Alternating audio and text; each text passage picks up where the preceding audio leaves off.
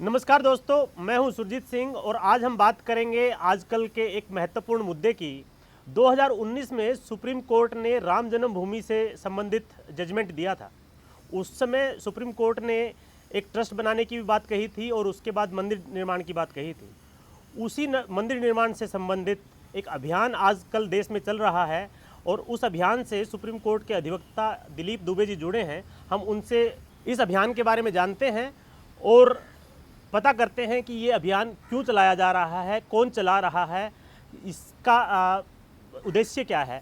Dilip ji, supreme court ने जब judgement दी तो उसमें गवर्नमेंट को कहा गया कि आप ट्रस्ट बनाएंगे। तो जब सुप्रीम कोर्ट ने ट्रस्ट बनाने की जिम्मेवारी गवर्नमेंट को दे दी तो अब अभियान आम लोगों की तरह या कोई भी थर्ड पार्टी क्यों कर रही है? देखिए, ऐसा है ना, कॉन्स्टिट्यूशनली भारत एक डेमोक्रेटिक कंट्री है और भारत एक सेकुलर कंट्री है। सेकुलर कंट्री होने के नाते सरकार किसी भी धार्मिक कृत्य के लिए फंड खर्च नहीं कर सकती, सुविधाएं दे सकती है। सुविधाएं देने का मतलब है वो धर्मशालाएं बनवा दें, लोग आते जाते हैं, उनके लिए प्लेटफॉर्म बनवाए, ट्रेन चलवा दे। लेकिन सरकारी फंड से आप सेकुलर कंट्री होने के नाते सीधा इन्वेस्टमेंट नहीं कर सकते। हाँ, ये बात ज़रूर है कि पार्टियों को क्यों नहीं दिया। ऑनरेबल सुप्रीम कोर्ट ने पार्टी को, जो पार्टियां जनरली आप भी जानते हैं कि जो केस चल रहा होता है, पार्टी जो होती है जजमेंट जिसके फेवर में जाता है, जिसको हम डिग्री होल्डर कहते हैं, तो डिग्री होल्डर को देनी चाहिए। लेकिन सुप्रीम कोर्ट ने डिग्री होल्डर को नहीं दी, सरकार को बोला कि आप इस पर ट्रस्ट बनाइए।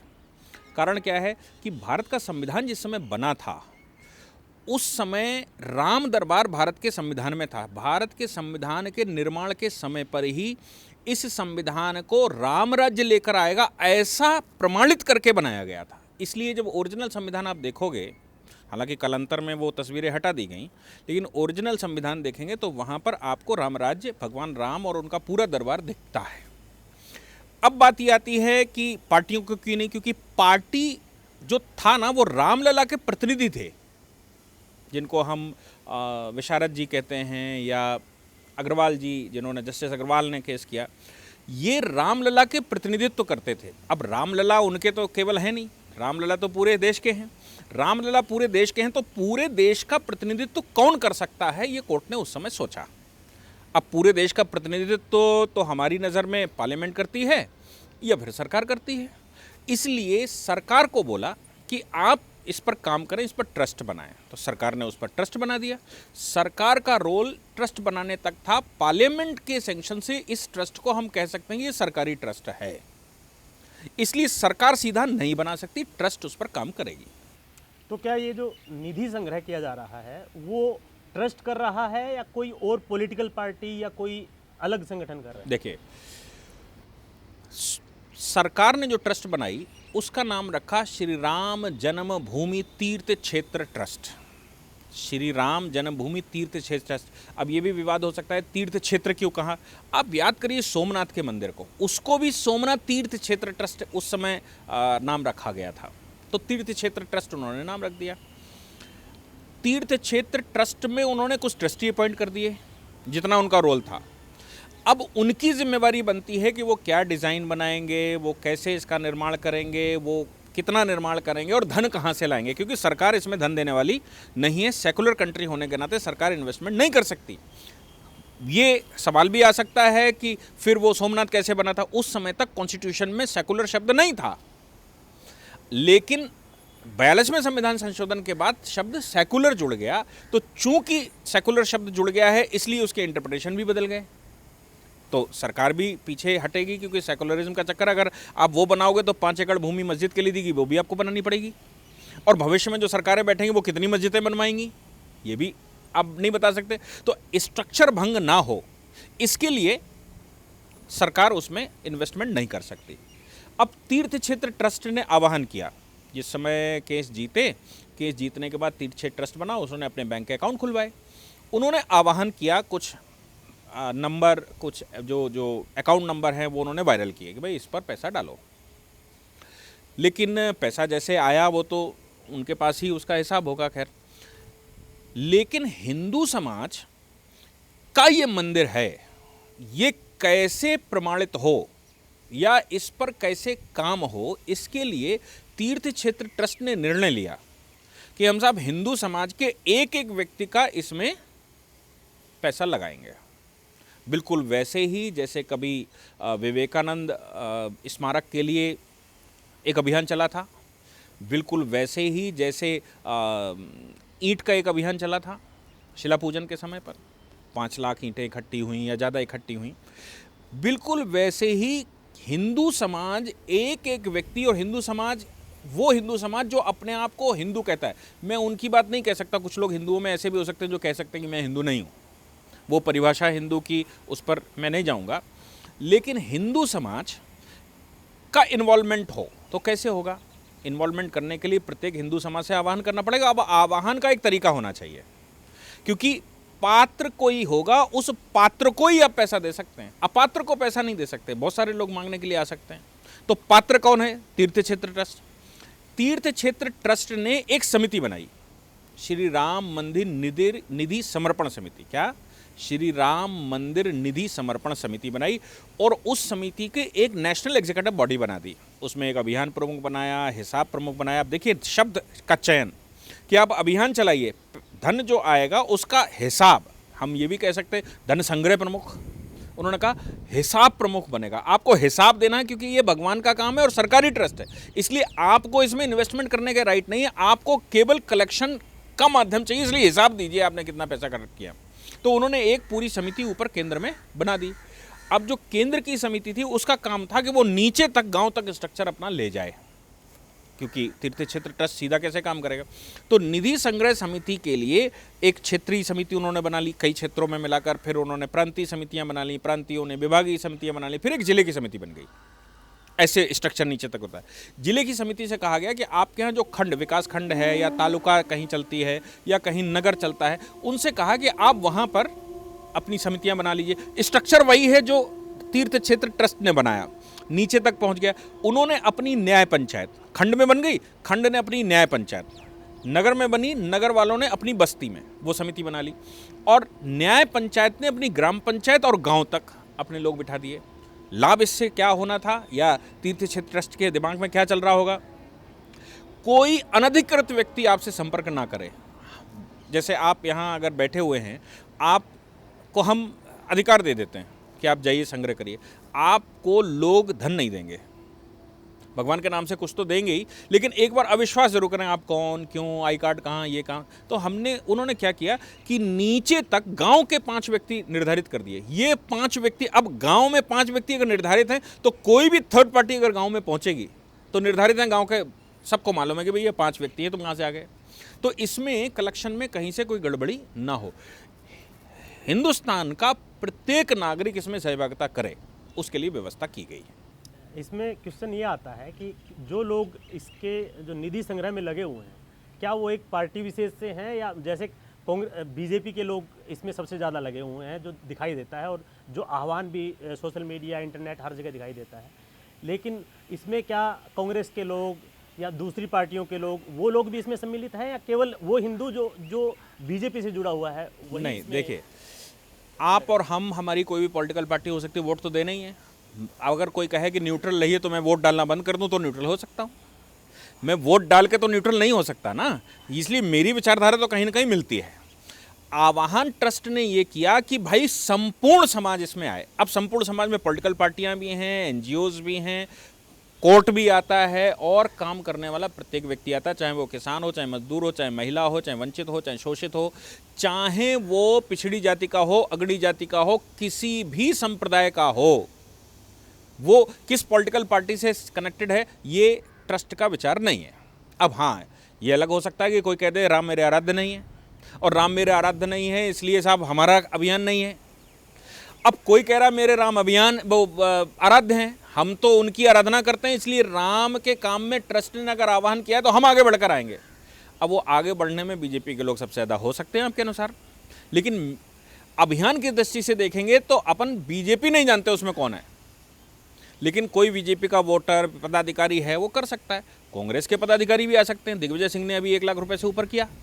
तो इसका मतलब जो निधि संग्रह है वो हर किसी व्यक्ति से लिया जाएगा अगर वो देना चाहता है। सबसे आह्वान किया गया सबसे आह्वान किया गया, प्रधानमंत्री और राष्ट्रपति से भी आह्वान किया गया कि आप उसमें धन दीजिए, और लोग दे रहे हैं। इसमें कोई पॉलिटिकल पार्टी का नाम आप पूरे अभियान में देखेंगे, कोई पॉलिटिकल पार्टी का नाम नहीं। अब कांग्रेस अगर चाहे, जैसे आपने कहा, कांग्रेस चाहे तो हमारे अभियान के लिए सोशल मीडिया पे मार्केटिंग करनी शुरू कर दे। लेकिन कांग्रेस और दूसरी पार्टियां तो ये कह रही हैं कि आप इस समय किसानों की समस्या है उसको सुलझाएं, इस चंदे के चक्कर में क्यों पड़े हैं? मतलब इस समय चंदा इम्पोर्टेंट है या देखिए, आपको अगर भगवान राम को डिस्प्यूटेड करना है तो आप कुछ भी कह दो। लोग यही कह देते हैं कि भाई सीता मैया को क्यों छोड़ दिया, आपको वहाँ तक जाने की क्या ज़रूरत पड़ गई थी। आप अगर अभियान में राम के प्रति आपकी श्रद्धा कम है तो आप कुछ भी कह सकते हैं। सवाल इसमें यह आता है कि अगर भारतीय जनता पार्टी बढ़ चढ़कर आगे बढ़ रही है तो आप उनसे बड़ी लकीर क्यों नहीं खींचते। आप कहो कि मंदिर हमने खुलवाया था, ताला हमने खुलवाया था। राजीव गांधी जी वो क्लेम करते हैं राजीव गांधी जी ने ताला खुलवाया था, तो राजीव गांधी जी ने ताला खुलवाया था तो केवल खुलवाने तक उनकी भूमिका थी क्या? अरे मंदिर बन रहा है तो आप आइए, आगे बढ़िए और कहिए मैं पूरा मंदिर निर्माण करवाऊंगा। वो कोई भी पॉलिटिकल पार्टी हो, ट्रस्ट ने तो किसी से नहीं कहा ना, ट्रस्ट ने तो अपनी समिति बनाई। इसलिए वो हो सकता है कि मोदी जी प्रधानमंत्री हैं, वो एक पॉलिटिकल पार्टी के हैं, तो उनको लग सकता है जिस पॉलिटिकल पार्टी के हैं ऐसा ना हो इनके पक्ष में चला जाए। लेकिन भैया आप भी अपने पक्ष में कर सकते हैं, सब कोई अपने पक्ष में कर सकता है। मैं अभियान में जुड़ा हूँ, मैं तो किसी पॉलिटिकल पार्टी विशेष का नहीं हूँ, लेकिन मैं अभियान में जुड़ा हूँ क्योंकि मेरी श्रद्धा है। मैं कोर्ट छोड़ कर गया और मैंने कहा कि भाई मैं इस अभियान में मुझे कुछ दीजिए, मैं काम करूँगा, मैं कर रहा हूँ। अब इसमें मैं बीजेपी का हूँ, कांग्रेस का हूँ, सपा का हूँ, बसपा का हूँ या ओवैसी जी की पार्टी का हूँ, इसे क्या लेना देना है। वो जिस समय इलेक्शन होगा उस समय करेंगे ना। लेकिन आज तो अभियान में जुड़िए, आप आगे बढ़कर आइए, आप बैनर होल्डिंग लगाइए कांग्रेस के, सपा के, बसपा के, और कहिए कि भाई भगवान राम का काम है। जैसे आप जनेऊ पहनते हैं वैसे आप कहो कि राम का काम है, हम आगे बढ़कर आ रहे हैं, हम करेंगे।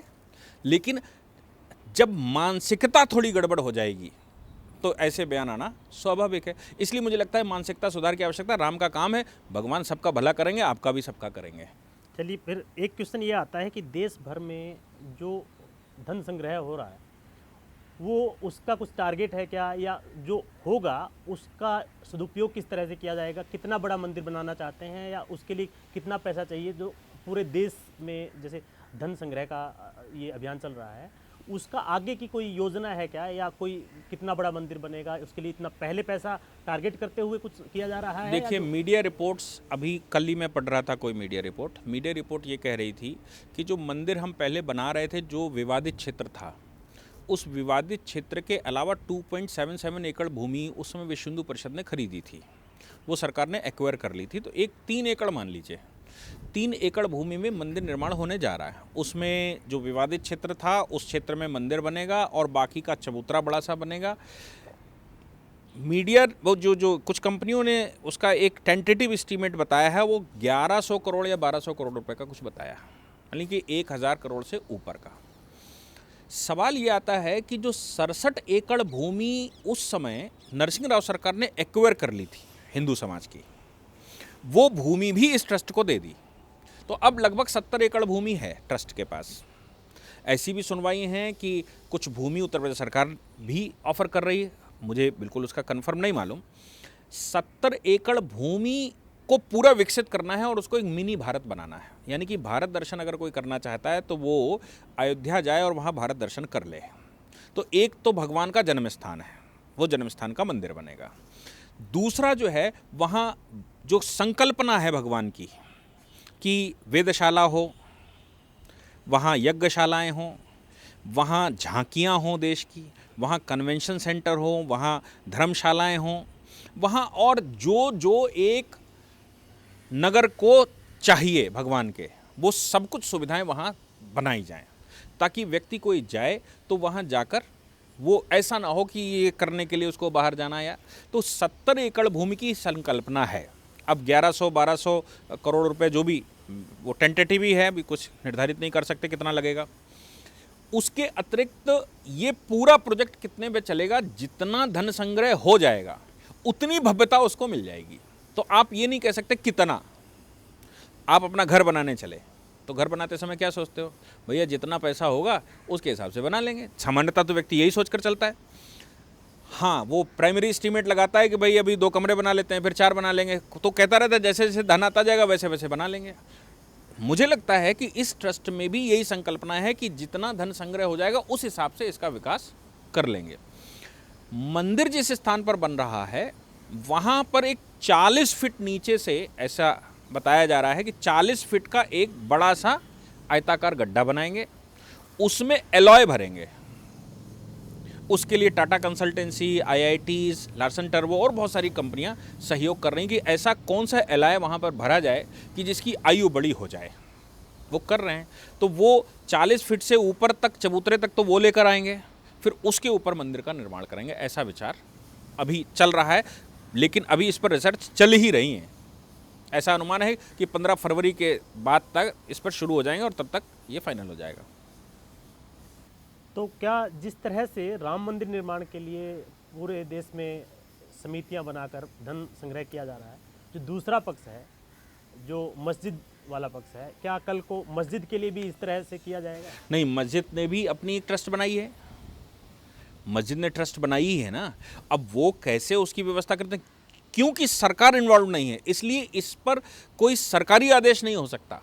सरकार ने समिति बना दी, समिति को उन्होंने ये नहीं बनाया कैसे करना है। अब समिति का विचार है कि उसमें एक ईंट लगे तो हर बच्चे की ईंट लगे। कोई भी व्यक्ति भारत का ये ना महसूस करे, ग्लानि ना महसूस करे कि मेरा योगदान नहीं था, तो वो 10 रुपए की ईंट भी लगा सकता है। और जो अपने घर को बनाने के लिए अपने घर में मंदिर बनाता है तो भव्य ही बनाता है।